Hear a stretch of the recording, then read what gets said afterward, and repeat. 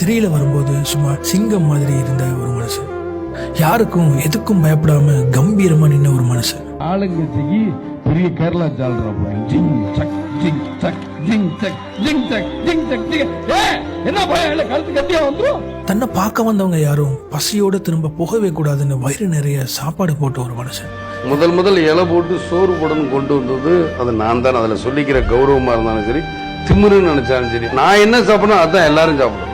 இன்னைக்கு தன்னோட 77வது பிறந்த நாள்ல தன்னோட ரசிகர்களையும் தொண்டர்களையும் பார்க்க வந்த விஜயகாந்தை பார்த்து பல பேர் உடைஞ்சே போயிட்டாங்க. மற்றவர்களோட அன்பை இருக்கிறதுலயும் சரி, அன்னதானம் இடுறதுலயும் சரி, விஜயகாந்த் திரையில மட்டுமில்ல தரையிலுமே பல பேருக்கு கேப்டன் தான்.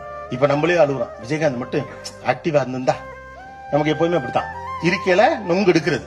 அப்புறமா விஜயகாந்த் கொஞ்சம் ஆக்டிவா இருந்தாருன்னா எப்படி இருந்திருக்கும், எங்க வர்றீங்க. Happy birthday Vijayakanth sir.